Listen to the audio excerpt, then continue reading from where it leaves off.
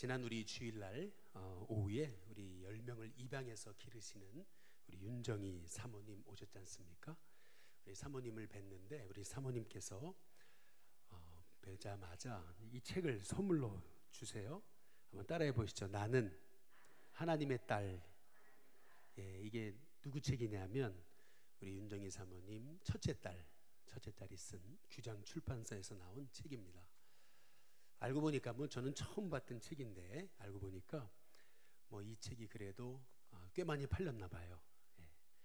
꽤 많이 팔리면 얘기를 들어보니까 30%인가 인세를 이렇게 받을 수 있다는데, 근데 대뜸 하시는 말씀이 우리 딸이 엄마하고 상의도 없이 이 인세 전액을, 수익금 전액을 선교단체 기부했다고 이제 그런 얘기를 해요. 이제 그러면서 하는 말이 미국의 뉴저지에 전액장학금으로 고등학교를 가게 됐는데, 오자마자 담임 목사님을 찾아가서 무릎 꿇고 안수기도를 받으면서 하는 말이 탄자니아로 선교를 가겠습니다.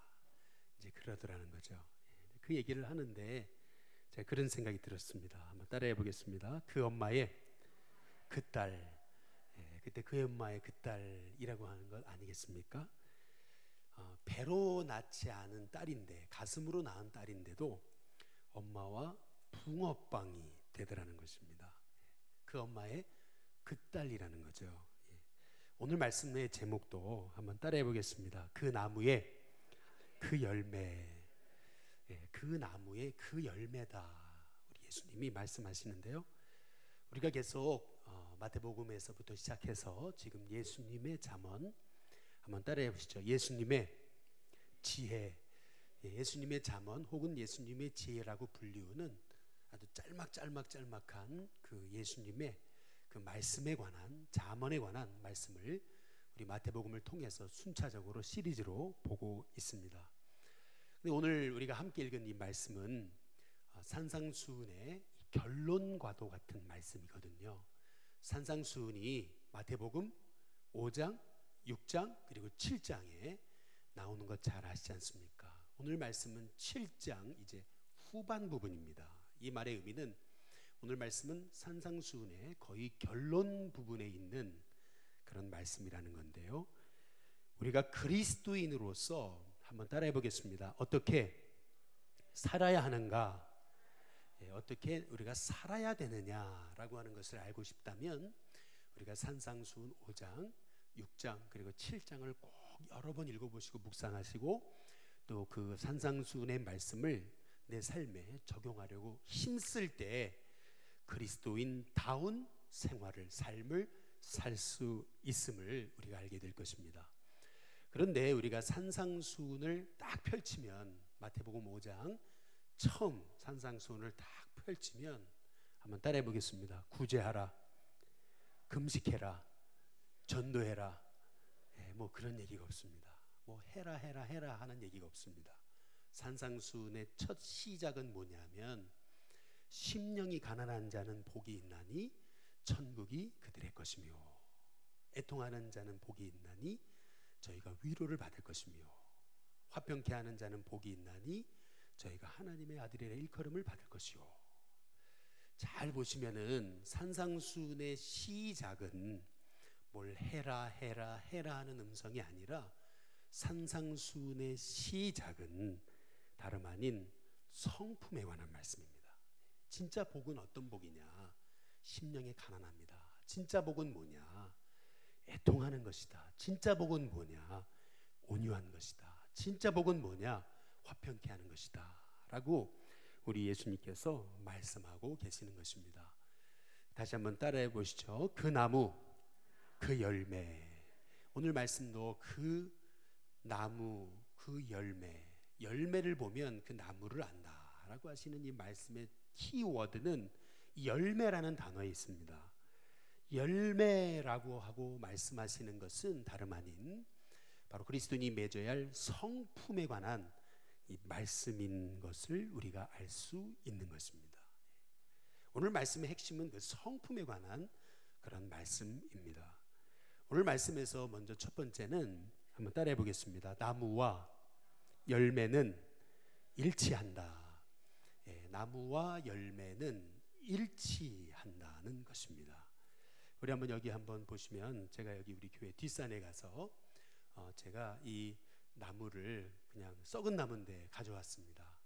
여러분, 이 나무가 만약에 사과나무라면 무슨 열매가 맺혀요? 당연히 사과가 맺혀야 정상이죠. 또 이게 감나무라면 뭐가 열려야 됩니까? 당연히 감이라고 하는 열매가 맺혀져야 하는 것은 정상입니다. 그래서 오늘 말씀 이 전체를 다 읽어보진 않았는데요, 우리 마태복음 7장 거기 16절 그리고 20절 말씀을 한번 읽어보시면요, 같이 한번 읽어보겠습니다. 16절 20절 이 말씀과 처음과 끝이에요. 이 처음과 끝인데 한번 같이 읽어보면요, 같이 읽겠습니다. 함께 읽습니다. 시작. 그들의 열매로 그들을 알지니 가시나무에서 포도를 또는 엉겅퀴에서 무화과를 따겠느냐. 여기 보면 그들의 뭐로 그들을 알지니요?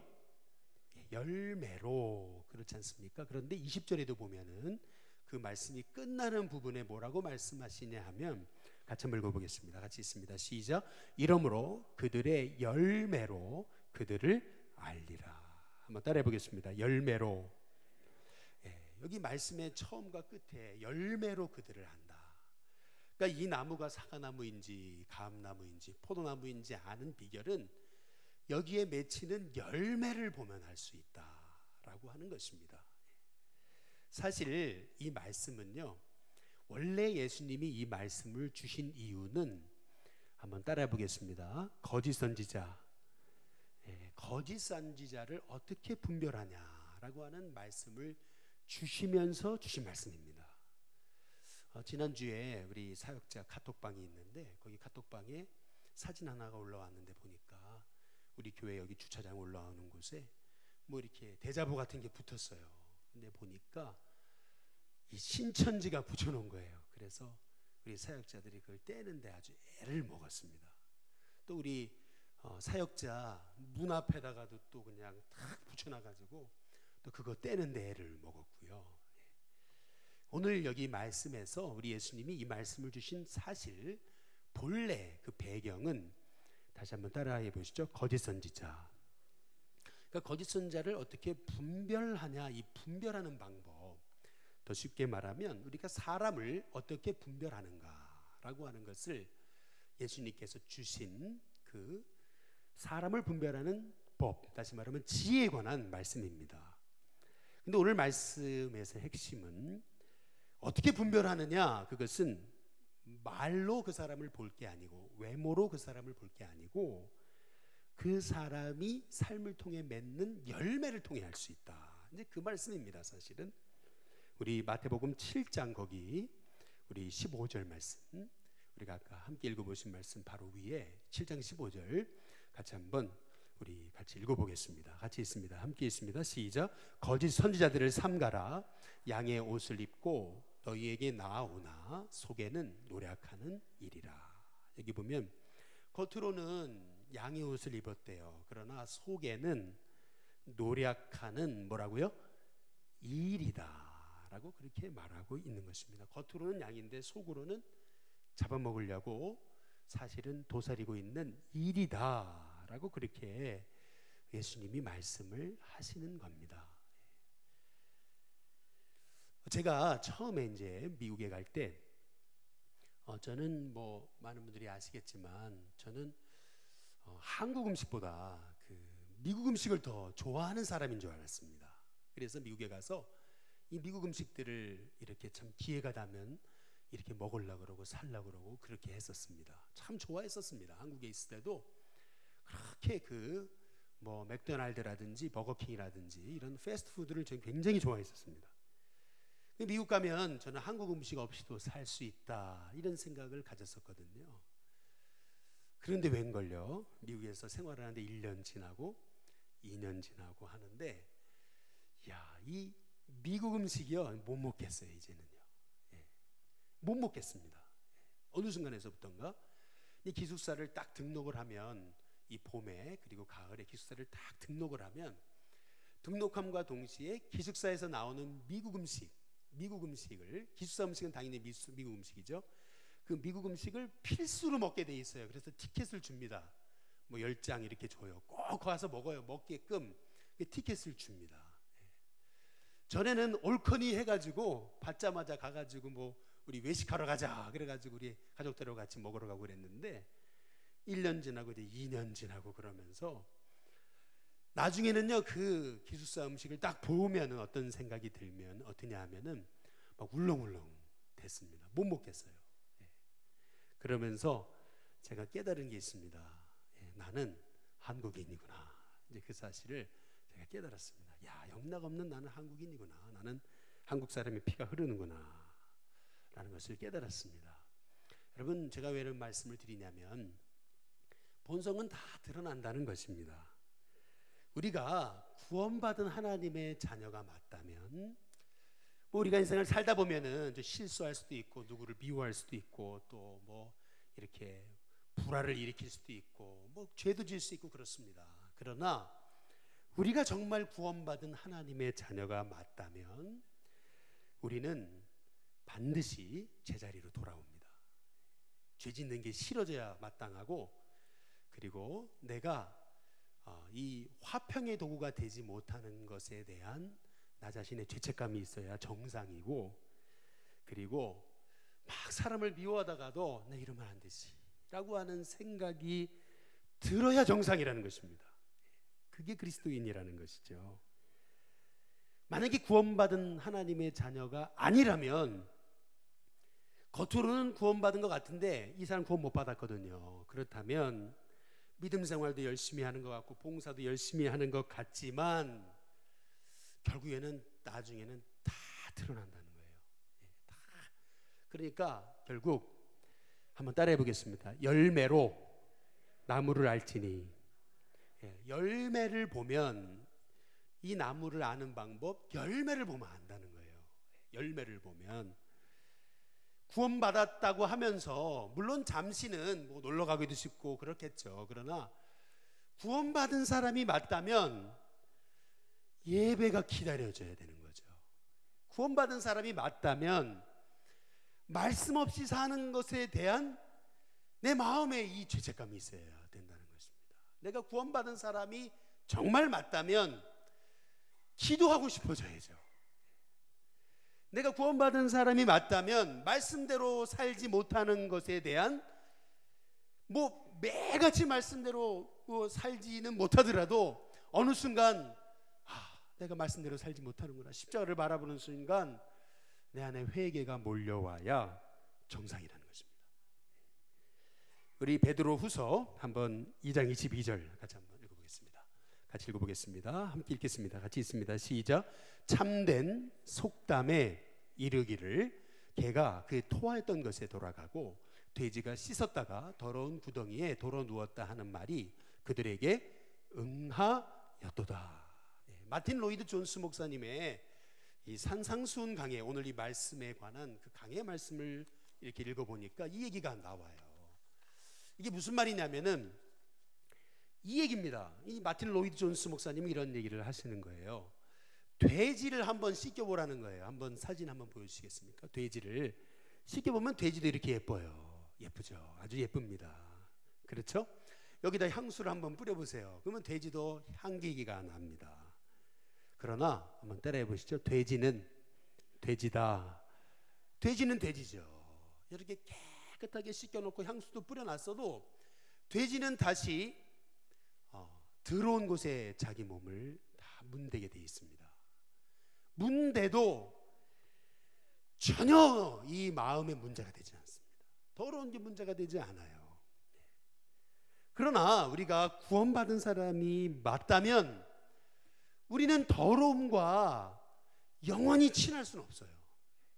잠깐 더러움에 우리가 빠질 수는 있습니다. 잠깐 속을 수는 있고 잠깐 넘어질 수는 있습니다. 잠깐 우리가 죄에 걸려 넘어질 수 있어요. 그러나 구원받은 사람이 맞다면 반드시 깨끗함으로 돌아오게 된다는 거예요. 깨끗함을 사모하고 거룩함을 사모하게 된다는 거죠. 그래서 한번 따라해 보겠습니다. 나무와 열매는 하나다. 이 나무와 사과나무와 사과 열매는 하나라는 것입니다. 그래서 이 나무를 아는 방법, 그것은 열매를 보면 알 수 있다는 거예요. 열매를. 두 번째로 이 나무와 열매가 일치한다라고 하는 말은 이런 말입니다. 한번 따라해 보겠습니다. 믿음과 생활은 분리할 수 없다. 그러니까 믿음과 생활 따로가 아니고, 내 믿음 따로 생활 따로가 아니고, 믿음과 생활은 하나여야 된다는 것입니다. 우리 마태복음 우리 7장 우리 16절부터 17절 그리고 18절 같이 한번 읽어보겠습니다. 같이 있습니다. 함께 있습니다. 시작. 그들의 열매로 그들을 알지니 가시나무에서 포도를 또는 엉겅퀴에서 무화과를 따겠느냐. 이와 같이 좋은 나무마다 어떤 열매요? 좋은 나무는 당연히 좋은 아름다운 열매를 맺고, 그 다음에요 못된 나무가 어떤 열매를 맺어요? 나쁜 열매를 맺나니. 18절. 좋은 나무가 나쁜 열매를 맺을 수 없고, 못된 나무가 아름다운 열매를 맺을 수 없느니라. 너무 당연한 말씀이죠. 좋은 나무는 아름다운 열매를 맺고 못된 나무는 나쁜 열매를 맺는다. 이게 너무나 당연한 말씀입니다. 아니, 이 당연한 말씀을 뭐 이렇게 당연하게 하고 계시나 우리가 생각할지 모르지만, 오늘 이 말씀에서 우리 예수님이 강조하고 계시는 이 산상수훈의 결론과도 같은 말씀은 뭐냐 하면은, 신앙은, 따라해 보겠습니다. 신앙은 관념이 아니다. 신앙은 관념이 아니라는 거예요. 신앙은 삶이고, 신앙은 말이 아닌 행위라는 것입니다. 삶으로 이어지는 것이 것만이 진짜 신앙이라는 것입니다. 우리가 예수님과 친밀한 영적 관계를 맺고 있다고 하면서 내 안에 예수님의 아름다운 그 성품의 열매가 맺어지지 않는다면, 그러면은 뭔가가 잘못되어 있다는 거예요. 내가 예수님과 친밀한 관계를 맺고 있다고 하면서도 내 안에 그 예수님의 열매가 맺혀지지 않는다면 나를 돌아봐야 됩니다. 사실 오늘 이 말씀은 나를 돌아볼 줄 아는 지혜를 얻는 그런 아주 귀중한 말씀입니다. 내 삶에 맺혀지는 열매를 보면, 야, 내가 정말 믿음 안에 바로 살고 있는가? 내 삶에 맺혀지는 열매를 보면 내가 정말 그리스도인답게 살고 있는가? 라고 하는 것을 알게 된다는 것입니다. 아니, 더 노골적으로 말씀드리면, 내가 구원받은 사람이 맞는가? 내가 정말 구원받은 사람이 맞다면 예수님을 사모하게 돼 있고, 십자가를 사모하게 돼 있고, 정말 내가 구원받은 사람이 맞다면 은혜를 사모하게 돼 있고, 말씀을 사모하게 돼 있고, 예배의 자리를 사모하게 돼 있다는 거죠. 구원받은 사람이 맞다면 말이죠. 그러나 내 삶에 자꾸 예를 들면 악독의 열매, 방탕의 열매, 거짓의 열매가 맺힌다면 한번 나를 돌아봐야 됩니다. 나를 돌아봐야 돼. 내가 정말 주님과 친밀한 관계를 맺고 있는가? 돌아봐야 된다는 것입니다. 하영조 목사님 말씀에 이런 재미난 말씀이 있더라고요. 한번 띄워줘 보시죠. 월요일에는 아담과 이브처럼 선악과를 따먹어 하나님께 어떻게 해요? 불순종합니다. 그리고 화요일에는 동생 아벨을 죽인 가인처럼 사람을 미워하고 죽이고요. 수요일에는 소돔과 고모라의 사람들처럼 술 먹고 방탕하고요. 목요일에는 다윗처럼 부하의 아내와 간음하고요. 금요일에는 가룟유다처럼 예수를 팔아서 돈을 벌어먹고요. 토요일에는 아나니아와 삽비라처럼 거짓말로 성령을 속이다가 주일날만 되면 교회에 가서 오 하나님 하고 눈물 흘리고 통회하고 자복하고, 또 월요일에 가면 다시 이 죄를 반복하며 살아간다면, 여러분, 그 신앙을 살아있는 신앙이라고 할 수 있느냐는 것입니다. 이게 살아있는 신앙이 맞나? 아니, 더 노골적으로 말씀드리면 이 사람이 구원받은 사람이 맞나? 이 물어봐야 된다는 것입니다. 구원받은 사람이 맞다면, 정말 이 사람이 구원받은 사람이 맞는데 잠깐 방황하고 있는 것이라면, 이 사람은 반드시 거룩으로 돌아옵니다. 반드시 하나님 찾으십니다. 그리고 반드시 기도의 자리로 나올 수밖에 없습니다. 왜냐하면 그는 구원받은 사람이기 때문에 그렇습니다. 구원받은 사람은 구원의 열매가 나타나게 되어 있습니다. 그러나 만약에 그 사람이 계속 회개 없이 산다면, 우리는 물어봐야 됩니다. 정말 구원받은 것인가? 한 사람의 신앙은 그 사람의 열매를 보면 알 수 있다는 것입니다. 그게 예수님 말씀입니다. 그래서 마틴 로이드 존스 목사님은 이런 얘기를 했습니다. 기독교의 진짜 적은 세상 사람이 아니라는 것입니다. 기독교의 진짜 적은 그리스도인인 척하는 가짜 그리스도인이다 라고 그렇게 얘기를 했습니다. 진짜인지 가짜인지 아는 비결은 열매를 보면 알 수 있다는 것입니다. 그래서 존 웨슬리 목사님은 이런 얘기를 했습니다. Almost Christian이라고 했습니다. Almost Christian. 이게 뭐냐면 거의 크리스찬이라는 겁니다. 이 말의 의미는 크리스찬 아니라는 것입니다. 크리스찬인 척, 크리스찬인 것처럼 보일 뿐이지 크리스찬 아니라는 거예요. 존 웨슬리 목사님이 그렇게 강조했던 것, Almost 크리스찬 되지 말라는 겁니다. 진짜 크리스찬이라면, 우리가 정말 구원받은 사람이 맞다면 정말 말씀을 사모하고 은혜를 사모하게 돼 있고, 그 은혜의 자리로 반드시 나오게 돼 있고, 우리가 구원받은 사람이 맞다면 우리에게 정말 성령의 열매가 맺어질 수밖에 없다는 것이, 그것이 오늘 말씀의 사실 핵심입니다. 오늘 그 스크린에는 없는데요, 우리 갈라디아서 한번 찾아보겠습니다. 갈라디아서 5장 한번 찾아보겠습니다. 갈라디아서 5장 우리 15절 한번 찾아보겠습니다. 갈라디아서 5장 우리 19절에서 우리 21절까지 한번 보겠습니다. 갈라디아서 5장 우리 19절에서 우리 21절인데요. 같이 한번 읽어보겠습니다. 갈라디아서 5장 19절에서 21절 같이 읽겠습니다. 함께 읽습니다. 시작. 육체의 일은 분명하니 곧 음행과 더러운 것과 호색과 우상 숭배와 주술과 원수 맺는 것과 분쟁과 시기와 분냄과 당짓는 것과 분열함과 이단과 투기와 술취함과 방탕함과 또 그와 같은 것들이라. 전에 너희에게 경계한 것 같이 경계하노니 이런 일을 하는 자들은 하나님의 나라를 유업으로 받지 못할 것이요. 이 말의 의미가 뭐냐면요, 우리가 구원받지 못했다면 반드시 이런 열매를 당연히 맺겠죠. 그러나 구원받았다면 이 반대의 열매를 맺게 돼 있다는 것입니다. 그러니까 둘 중에 하나입니다. 우리가 구원받았는데도 갈라디아서 5장 19절, 20절, 21절의 열매가 맺힌다는 것은 둘 중에 하나인 거예요. 성경의 말씀에 따르면 우리 예수님 열매로 그들을 안다라고 하시는 말씀에 비춰본다면, 이 우리가 구원받았음에도 갈라디아서 5장 19절, 20절, 21절의 열매가 맺힌다는 것은 둘 중에 하나인 거예요. 그게 뭐냐면 병들었든지 구원받지 못했든지 둘 중에 하나인 겁니다.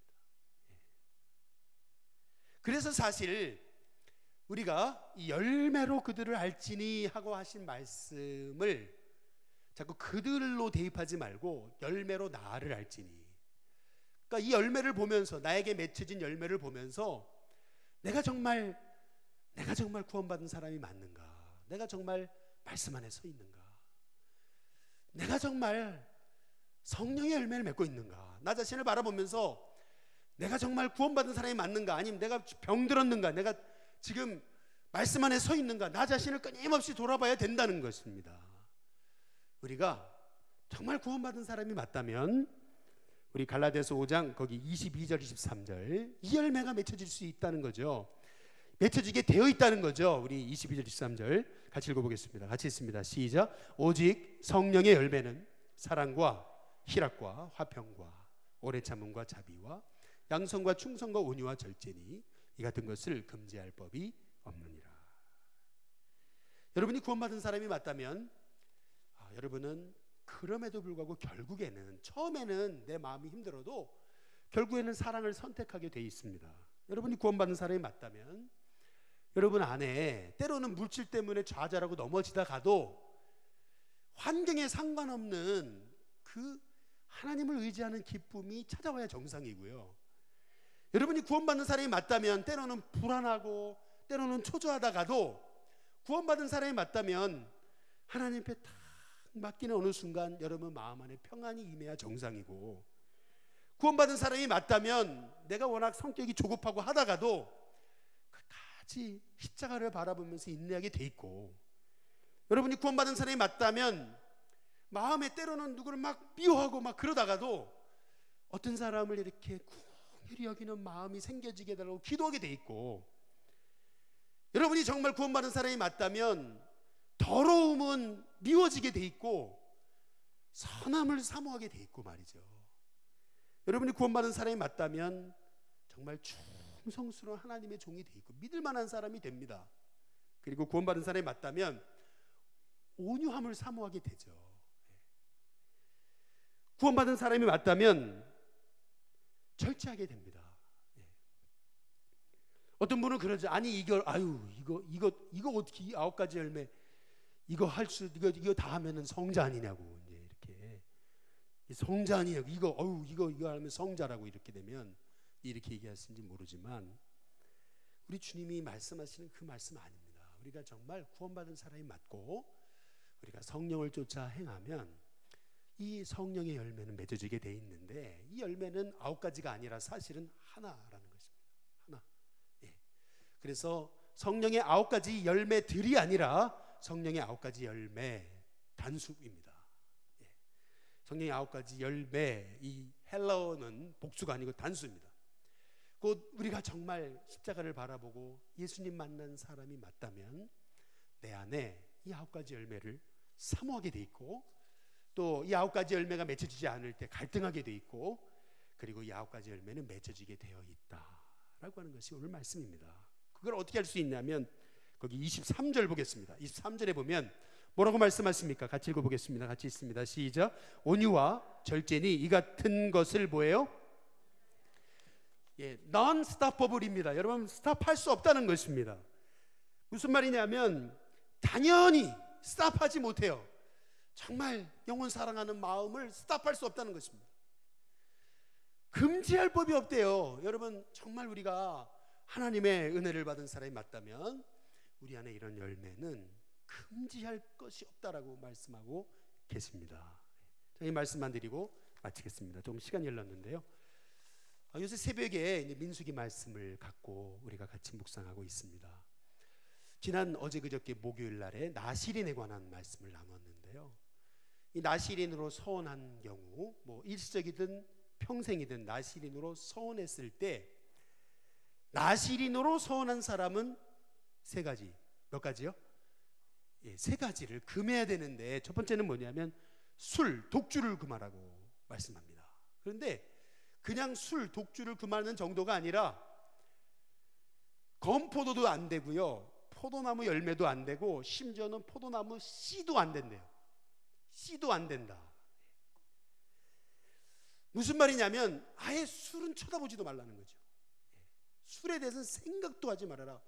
뭐 여러분, 그 이슬람 사람들은 술을 못 먹는 대신에 그 non beverage 음료를 먹지 않습니까? 이 알코올 없는 음료. 그래가지고 여러분, 그 이렇게 요새는 마트에도 알코올 없는 맥주 이런 거 많이 나와 있어요. 그런데 이것도 안 된다는 겁니다. 이것도 안 된다. 예. 이것도 안 된다는 거예요. 두 번째, 뭘 하지 말라 그러냐면, 뭘 하지 말라고요? 머리도 자르지 말래요. 장발장 하라는 겁니다. 머리도 기르지 말고 다니라는 겁니다. 예. 그리고 세 번째, 뭐 하지 말라고요? 시체도 만지지 말래요. 예. 그런데 문제는 이거예요. 부모님이 돌아가시면 어떻게 해요? 부모님 돌아가셔도 절대 시체에 가까이 못 갑니다. 부모님 돌아가셔도 나실이는 갈 수 없습니다. 좀 심하지 않습니까? 좀 심해 보이죠. 이 너무하는 거 아닌가? 나실인도 인간인데 라고 생각할지 모르겠습니다. 새벽에 이 말씀을 가지고 단 위에 서려고 기도하는데, 이거 어떻게 설교해야 되나? 이 말씀을 가지고 기도하는데 하나님 주신 음성이 그렇습니다. 뭐냐면 이 시대의 문제는 한번 따라해 보겠습니다. 나시린이 없다. 나시린이 없는 게 문제입니다. 그 음성을 주십니다. 무슨 말이냐면 이 시대의 문제는 성도와 세상 사람의 구분이 없어졌습니다. 차이점을 모르겠습니다. 그리스도인들도 세상 사람과 똑같습니다. 요새는 목사님도 장로님도 권사님도 전혀 구분이 없습니다. 다 똑같은 성도인지 아닌지 목사인지 아니면은 세상 사람인지 구분이 안 가는 나시린이 없다. 이 시대의 문제는 뭐냐면 나시린은 있는지 모르겠는데 다 삼손 같은 나시린만 있다. 이거라는 거죠. 다 삼손 같은 나시린. 그러다 보니까 이 시대에 정말 복음의 영향력을 미칠 하나님의 나시린들이 필요한데, 그래서 이스라엘에 하나님이 나시린 제도를 세우셨구나. 나시린들을 바라보면서 사람들은 나도 저렇게 살아야 되는데 하는, 저렇게 살지 못하는 것에 대한 그 마음의 도전을 받으면서 나시린들은 이스라엘의 거룩의 표상이었다는 것입니다. 오늘 말씀의 핵심은 그것입니다. 그리스도인이 그리스도인다운 열매를 맺지 못하는 것을 보면서 우리 예수님은 열매 맺어야 된다라고 지금 산상수훈의 결론에서 말씀하시는 것입니다. 열매 맺어야 된다. 정말 우리가 그리스도인 포도나무에 접붙여진 가지라면, 우리가 포도나무이신 예수님께 접붙여진 가지라면 반드시 포도나무 열매를 맺어야 되는 것은 정상이라는 것입니다. 너희가 나를 택한 것이 아니고 내가 너희를 택하여 세웠나니 이는 너희로 가서 열매를 맺고 또 그 열매가 항상 있어 라고 말씀하셨습니다. 우리 주님이 원하시는 것, 그것은 열매 맺는 것입니다. 우리가 그리스도인이라면 그리스도인의 열매를 맺게 되어 있다 말씀하시는 거죠. 바라기는 저와 여러분이 이 땅에 진짜 나시린이 되기 원하고 진짜 포도나무 가지가 될 수 있게 되기를 주님의 이름으로 축복합니다.